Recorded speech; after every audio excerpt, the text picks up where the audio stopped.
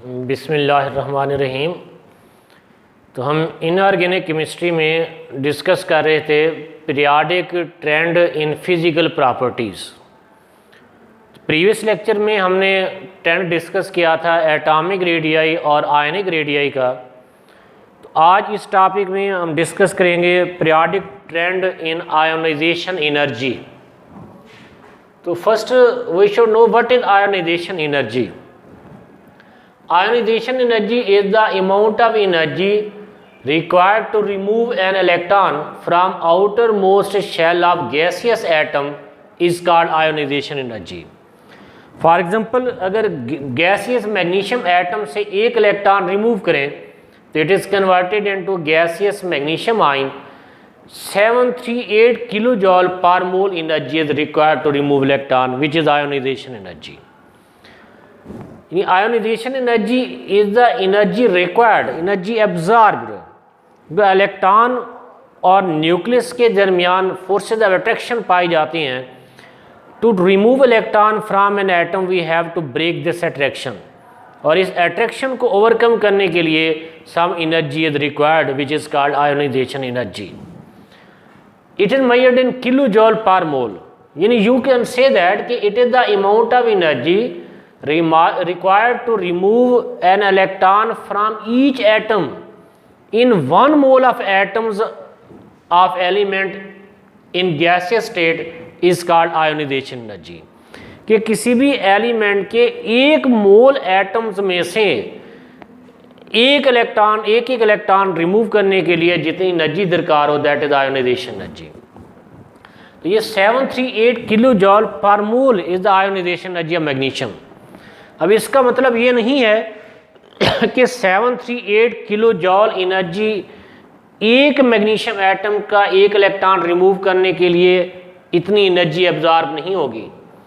अगर magnesium atoms की तादाद एवोगैड्रो नंबर के बराबर हो तो फिर Avogadro number of magnesium atom से एक इलेक्ट्रॉन निकालने के लिए 738 किलो जॉल एनर्जी दरकार होगी। यानी ये ionization energy actually depends upon the forces of attraction between nucleus and outer electron, और this attraction depend upon 4 factors. Hence ionization energy depends upon 4 factors. Ionization energy depends upon 4 factors.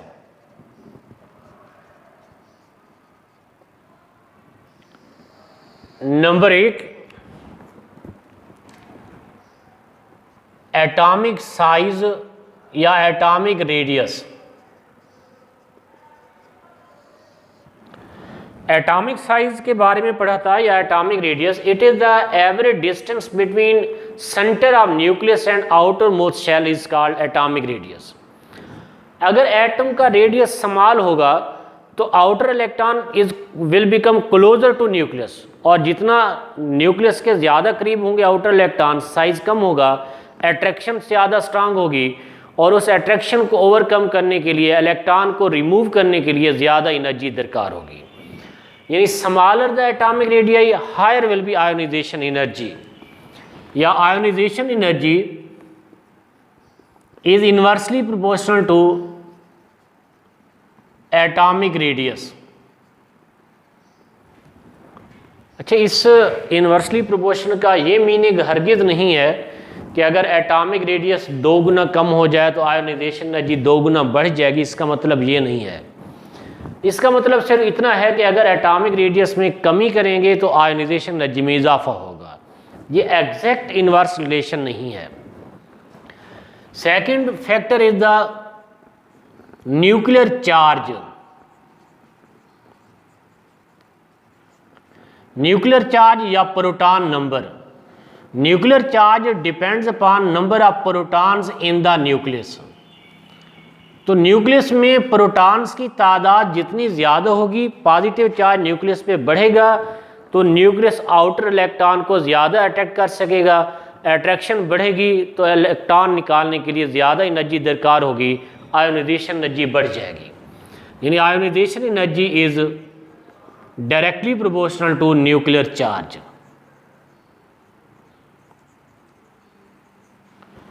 Third factor is shielding effect या screening effect of inner electrons. Completely filled inner shells repel the outer electron. ये outer electron को repel करते हैं। इस repulsion की वजह से the outer electron experience less nuclear force due to repulsion of inner electron. This decrease in attraction between nucleus and outer electron due to completely filled inner shell is known as shielding effect या screening effect। ये जितना inner shells का shielding effect ज़्यादा होगा उतना outer electron और nucleus के दरमियान अट्रैक्शन कमज़ोर होगी, और अट्रैक्शन कमज़ोर होने से इलेक्ट्रॉन को रिमूव करना ईजी होगा। यानी इस तरह शील्डिंग इफेक्ट बढ़ने से, अट्रैक्शन कम हो जाने से आयोनाइजेशन एनर्जी कम होगी। यानी ionization energy is inversely proportional to shielding effect या स्क्रीनिंग इफेक्ट।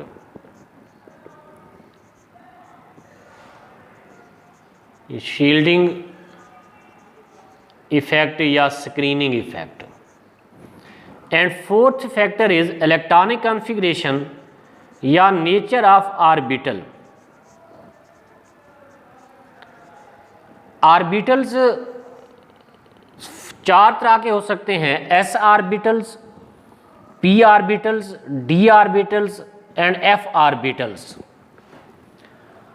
अगर ये चारों किस्म के ऑर्बिटल्स का प्रिंसिपल क्वांटम नंबर सेम हो, यानी ये चारों किस्म के ऑर्बिटल एक ही शेल में हों, इनका प्रिंसिपल क्वांटम नंबर सेम हो, N S, N P, N D, N F, तो फिर N S orbital is more closer to nucleus than N P, which is more closer to nucleus than N D, which is more closer to nucleus than N D. तो जो orbital जितना ज़्यादा करीब होगा nucleus के, उसके electron और nucleus के दरमियान अट्रैक्शन ज़्यादा स्ट्रांग होगी, उसके इलेक्ट्रॉन को रिमूव करने के लिए ज़्यादा एनर्जी दरकार होगी। तो इस तरह एन एस से इलेक्ट्रॉन रिमूव करने के लिए ज़्यादा एनर्जी दरकार होगी than N P, N D and N F. तो इन फैक्टर्स को मद्देनज़र रखते हुए we can explain the variation of ionization energy along periods and groups. For example अगर हम ग्रुप्स की बात करें, variation of ionization energy along groups. Groups are the vertical columns in the periodic table और there are 18 group in modern periodic table. तो groups में अगर हम टॉप से बॉटम की तरफ हैं तो एटॉमिक रेडियस इंक्रीज होता है due to increase number of shells. Shielding effect बढ़ता है, साइज बढ़ जाता है, और न्यूक्लियर चार्ज इंक्रीज होता है, लेकिन इफेक्टिव न्यूक्लियर चार्ज ज़्यादा इंक्रीज नहीं होता, और शील्डिंग इफेक्ट इंक्रीज होता है। शील्डिंग इफेक्ट भी इंक्रीज होगा तो और एटॉमिक रेडियस इंक्रीज होगा, न्यूक्लियर चार्ज या effective nuclear charge remain same. तो यहाँ सिर्फ न्यूक्लियर चार्ज ना कहें बल्कि effective nuclear charge, ionization energy is directly proportional to effective nuclear charge. तो effective nuclear charge remain same down the group. ये लास्ट लेक्चर में एक्सप्लेन किया था। It is the actual nuclear charge whose attraction are experienced by outer electron is called effective nuclear charge. तो यहाँ inner shells जो जो down the group हैं, तो इनर शेल्स की तादाद बढ़ने से ये इनर शेल्स के इलेक्ट्रॉन न्यूक्लियस को शील्ड करते हैं, they decrease the attraction between nucleus and outer electron. इससे effective nuclear charge remain same. तो यहाँ एटॉमिक रेडियस बढ़ने से और शील्डिंग इफेक्ट इंक्रीज होने से आयोनाइजेशन एनर्जी की value top to bottom in group decrease होगी। तो इस तरह ग्रुप्स में ionization energy of element decrease down the group या from top to bottom in group. For example अगर हम ग्राफ ड्रा करें between atomic number and ionization energy, atomic number is taken on X axis and ionization energy on y-axis. Let's say अगर हम alkali metals को consider करें, lithium, sodium, potassium, rubidium, तो इस तरह आयोनाइजेशन एनर्जी उनकी decrease होती है। ये लिथियम की आयोनाइजेशन एनर्जी ज़्यादा है, सोडियम की उससे कम है, पोटाशियम की आयोनाइजेशन एनर्जी उससे कम है, रुबिडियम की आयोनाइजेशन एनर्जी उससे कम है। तो इसी तरह किसी भी ग्रुप में टॉप से बॉटम अगर मूव करेंगे तो आयोनाइजेशन एनर्जी की वैल्यू डिक्रीज होगी। इसी तरह अगर हम पीरियड्स में एक्सप्लेन करें आयोनाइजेशन एनर्जी की variation,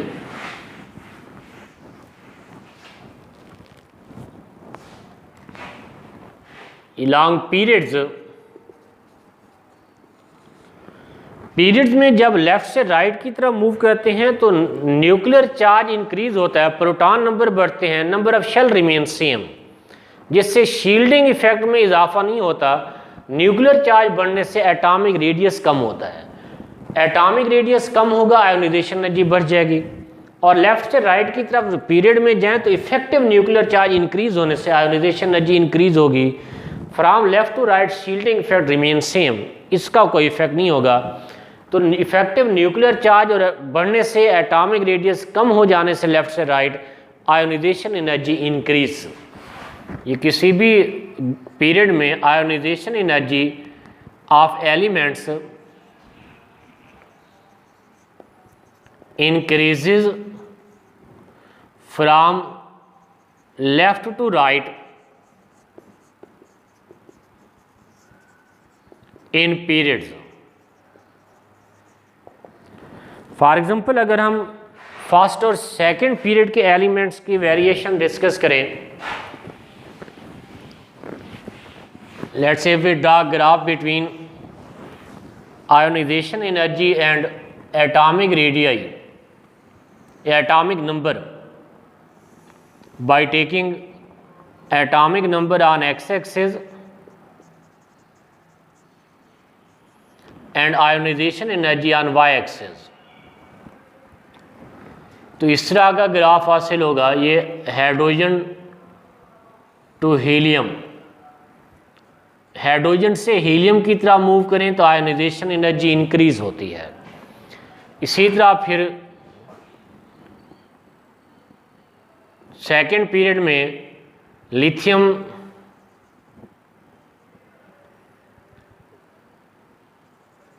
beryllium, boron, carbon, nitrogen, oxygen, fluorine, neon, ये इस तरह lithium, beryllium, boron, carbon, nitrogen, oxygen, fluorine, neon. जिस तरह अगर हम ग्रुप्स में देखें तो left top to bottom ionization energy में कमी आती है। मसलन फर्स्ट एक ग्रुप में हाइड्रोजन की आयोनाइजेशन एनर्जी ज़्यादा है, लिथियम की कम है। आठवें ग्रुप में नोबल गैसेस में हीलियम की आयोनाइजेशन एनर्जी ज़्यादा है, नियान की कम है। तो ये ग्रुप्स में भी ये हीलियम की आयोनाइजेशन एनर्जी 8th ग्रुप में ग्रेटर है देन नियान। फर्स्ट ग्रुप में हाइड्रोजन की आयोनाइजेशन एनर्जी ग्रेटर है देन लिथियम। तो यहाँ फर्स्ट पीरियड में लेफ्ट से right hydrogen to helium ionization energy बढ़ रही है, सेकंड पीरियड में लिथियम से नियान की तरफ आयोनाइजेशन एनर्जी इंक्रीज हो रही है। अच्छा, यहाँ जो गैप है हाइड्रोजन टू हीलियम कम है, हीलियम टू लिथियम बहुत ज़्यादा गैप है। क्योंकि जब हम एक पीरियड पे एंड पे हीलियम में चले जाएं, इसकी इलेक्ट्रॉनिक कन्फिग्रेशन देखें हीलियम की, हीलियम में 2 इलेक्ट्रॉन हैं which are present in 1s2 orbital. Lithium में 3 इलेक्ट्रॉन हैं 1s2 2s1। तो हीलियम का इलेक्ट्रॉन पहले शेल से रिमूव करना है, लिथियम की आयोनाइजेशन एनर्जी में electron remove from the second shell, और second shell is far away from nucleus as compare to first shell. इसे यहाँ से इलेक्ट्रॉन निकालने के लिए बहुत कम एनर्जी चाहिए। इसे there is big difference between ionization energy of helium and lithium. हालांकि एटॉमिक नंबर का फ़र्क सिर्फ 1 है, लिथियम का एटॉमिक नंबर 3 है, हीलियम का 2 है। यहाँ लिथियम और बेरिलियम में आयोनाइजेशन एनर्जी में फ़र्क कम है, हालांकि यहाँ भी एटॉमिक नंबर का डिफरेंस एक का है, ये इसका एटॉमिक नंबर 3 है, इसका 4 है, लेकिन यहाँ number of shells are same. यहाँ हीलियम से लिथियम की तरफ हैं तो नंबर ऑफ शेल चेंज हो रहे हैं, इसलिए यहाँ there is big gap in ionization energy of helium and lithium. अच्छा, मज़ीद अगर हम इस सेकंड पीरियड के आयोनाइजेशन एनर्जी को गौर से देखें, लेफ़्ट से राइट की तरफ आयोनाइजेशन एनर्जी को इंक्रीज़ होना चाहिए, लेकिन ionization energy of beryllium is less than, ionization energy of boron is less than beryllium. It can be explained by electronic configuration. ये ionization energy of beryllium is greater than boron, हालांकि atomic number beryllium का 4 है, boron का 5 है। Number of shell beryllium में भी 2 हैं, boron में भी नंबर ऑफ शेल 2 हैं। न्यूक्लियर चार्ज इसका ज़्यादा होने के बावजूद आयोनाइजेशन एनर्जी बेरिलियम की कम है। It is due to their electronic configuration. Beryllium में टोटल 4 इलेक्ट्रॉन हैं, इसके electronic configuration 1s2 2s2। Boron में 5 इलेक्ट्रॉन हैं, इसके electronic configuration 1s2 2s2 2p1।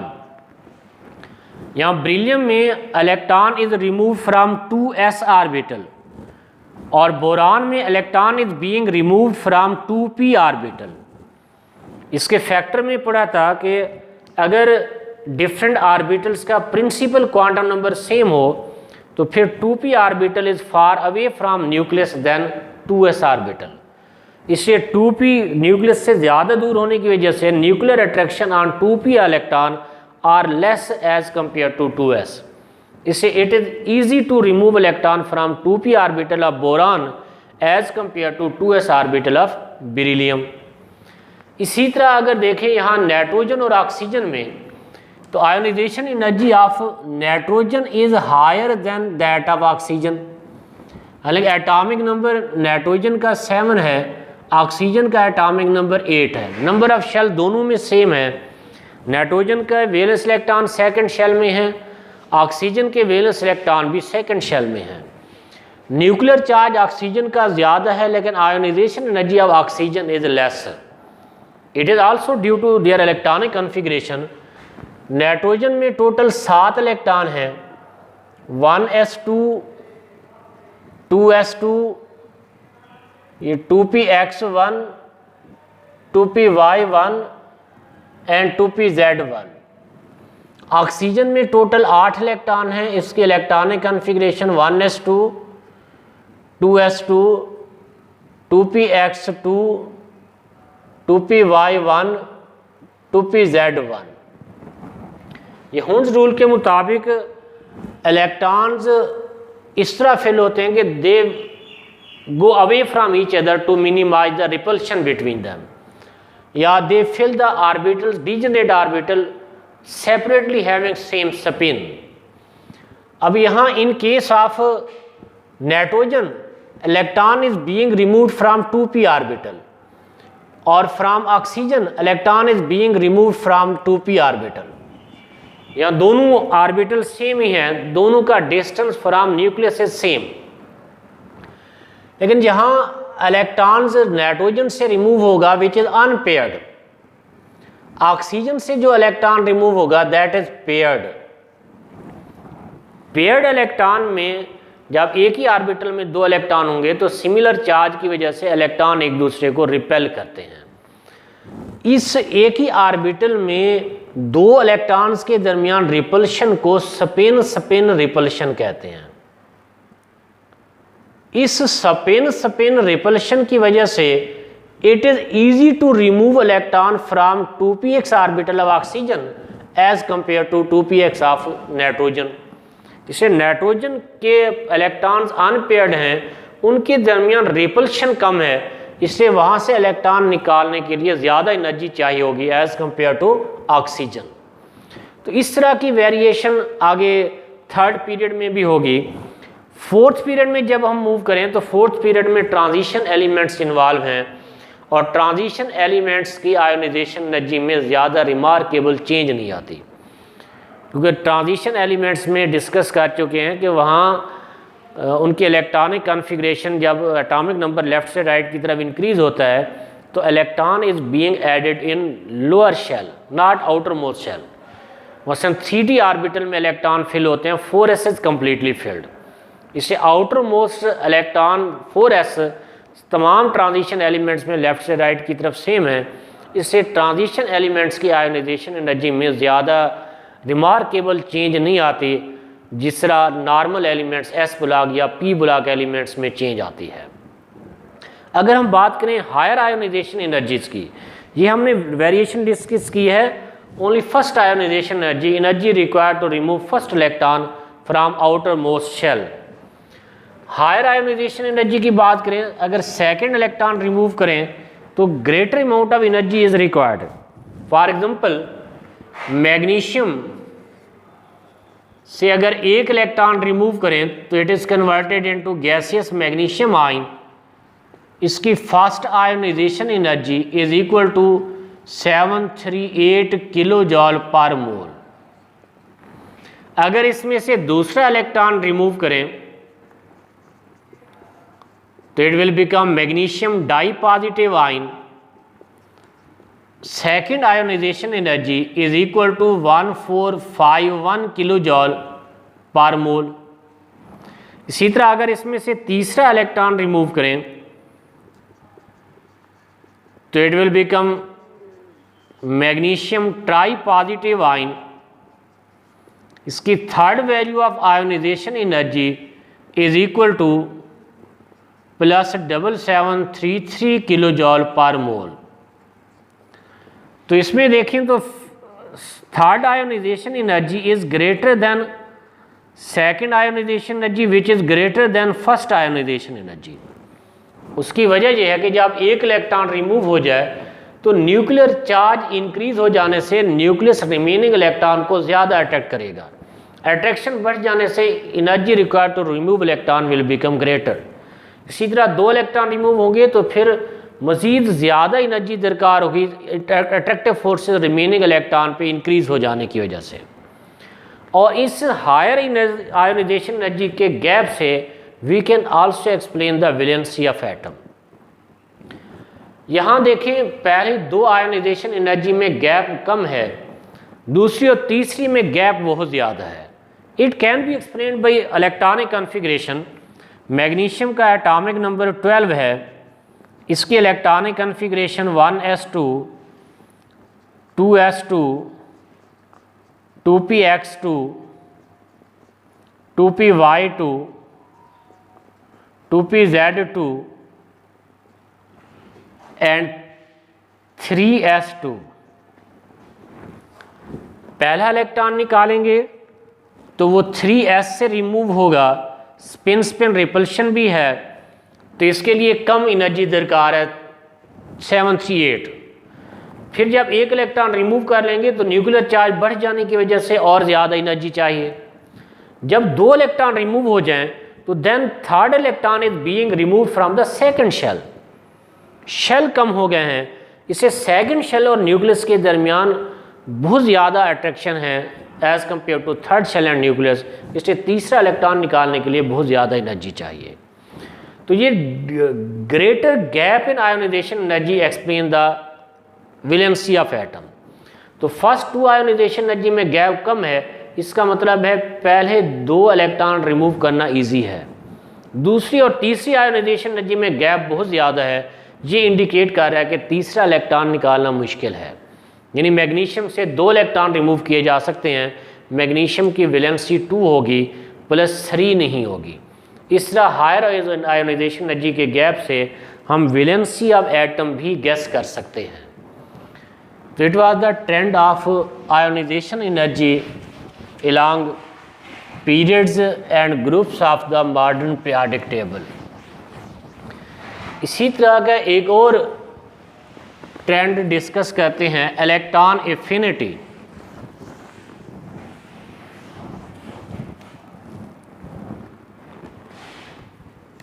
Electron affinity is opposite of ionization energy.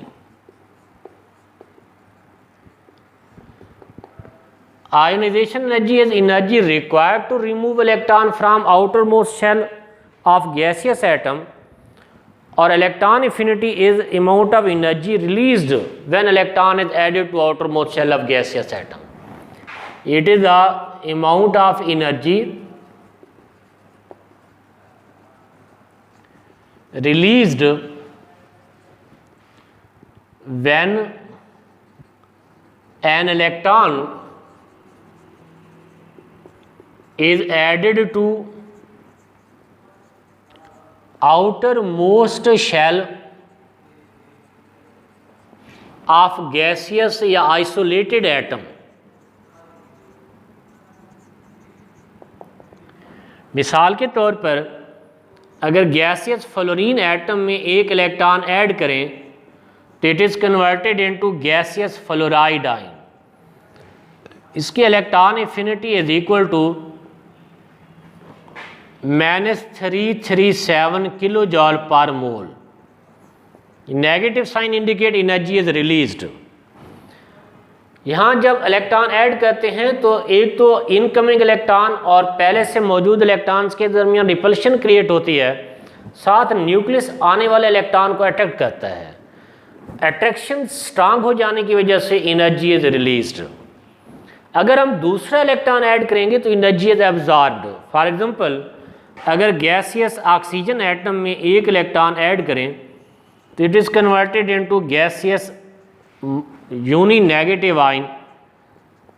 इसकी first electron affinity is -141 kilo जॉल per mole. अगर इस oxide ion में एक और इलेक्ट्रॉन ऐड करें तो it is converted into O-2 ion.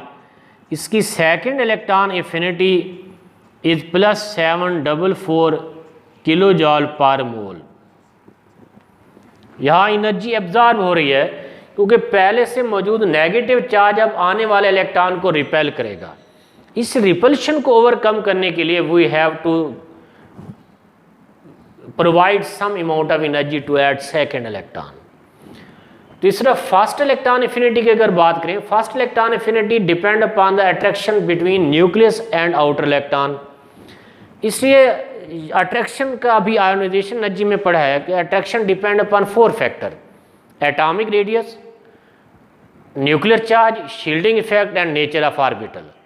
तो hence electron affinity also depend upon 4 factors similar to ionization energy. इसलिए इलेक्ट्रॉन एफिनिटी भी उन्हीं 4 फैक्टर पे डिपेंड करती है जो हमने आयोनाइजेशन एनर्जी में पढ़े हैं कि ionization energy is inversely proportional to atomic radii, electron affinity is directly proportional to effective nuclear charge, electron affinity is inversely proportional to shielding effect या screening effect, electron affinity is also dependent on the nature of orbital. अगर S orbital में electron add करेंगे तो attraction ज़्यादा होने की वजह से ज़्यादा एनर्जी रिलीज होगी देन P, D और F. अब अगर इलेक्ट्रॉन एफिनिटी की वेरिएशन देखें अलॉन्ग पीरियड्स एंड ग्रुप्स तो इसकी वेरिएशन भी सेम वैसे होगी जिस तरह आयोनाइजेशन एनर्जी वेरी करती है. ये along periods first electron affinity of elements increase from left to right in periods.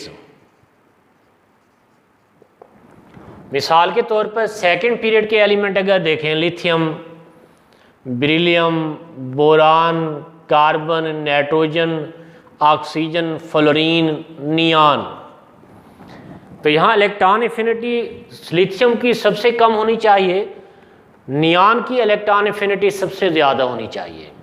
लेकिन यहाँ नियॉन की इलेक्ट्रॉन एफिनिटी मिनिमम होगी क्योंकि नोबल गैसेस में वैलेंस शेल कम्प्लीटली फिल्ड है.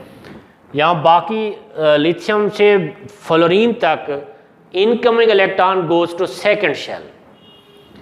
यहाँ नियान में incoming electron goes to third shell, second shell is complete. इससे तीसरे शेल और न्यूक्लियस के दरमियान अट्रैक्शन बहुत कम होने की वजह से नियान की electron affinity is very low. इससे इलेक्ट्रॉन एफिनिटी की वैल्यू पीरियड में लेफ्ट से राइट की तरफ 7th ग्रुप तक या 17th ग्रुप तक हेलोजन तक इंक्रीज होती हैं। नोबल गैसेस की इलेक्ट्रॉन एफिनिटी इज लेस। इसी तरह अगर हम ग्रुप्स में देखें from top to bottom atomic radius और शील्डिंग इफेक्ट इंक्रीज होने से इलेक्ट्रॉन एफिनिटी डिक्रीज होगी। Electron affinity of element decreases from top to bottom in groups। किसी भी ग्रुप में, फर्स्ट ग्रुप में देख लें, सेकंड ग्रुप में या नॉन मेटल्स के ग्रुप्स में देख लें, हेलोजन्स हैं, नोबल गैसेस हैं, या टॉप टू बॉटम साइज बढ़ने से इलेक्ट्रॉन एफिनिटी डिक्रीज होती है। लेकिन जहाँ भी एक्सेप्शनल बिहेवियर है हेलोजन में, फ्लोरीन, क्लोरीन, ब्रोमीन और आयोडीन को अगर कंसीडर करें, for example gaseous fluorine atom में जब एक इलेक्ट्रॉन ऐड करते हैं तो amount of energy released is 337 kilo जॉल per mole. अगर गैसियस क्लोरीन एटम में एक इलेक्ट्रॉन ऐड करें तो it is converted into gaseous chloride ion. इसकी electron affinity is equal to -349 kilo जॉल per mole. तो क्लोरीन के लिए ज़्यादा एनर्जी रिलीज हो रही है, हालांकि साइज क्लोरीन का लार्जर है। It is due to reason कि फ्लोरीन की इलेक्ट्रोनेगेटिविटी बहुत ज़्यादा है। फ्लोरीन में 2 शेल हैं, इसलिए इससे ये आउटर इलेक्ट्रॉन को ज़्यादा अट्रैक्ट करता है। इसका इलेक्ट्रॉनिक क्लाउड बिकम थिक। ये फ्लोरीन के केस में thick electronic cloud repel the incoming electron, इसलिए इसकी इलेक्ट्रॉन एफिनिटी की वैल्यू कम है।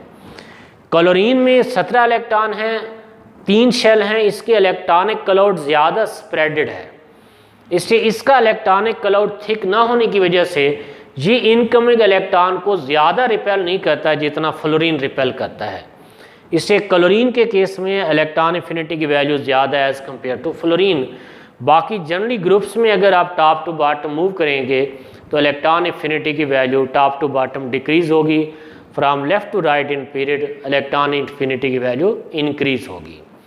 तो ये आज हमने 2 फिज़िकल प्रॉपर्टीज़ के ट्रेंड डिस्कस किए हैं, आयोनाइजेशन एनर्जी और इलेक्ट्रॉन एफिनिटी। तो इसी तरह इस चैप्टर में हम मज़ीद भी फ़िज़िकल प्रॉपर्टीज़ के ट्रेंड पीरियड्स में और ग्रुप्स में डिस्कस करेंगे। अल्लाह आपका हामी और नासिर हो।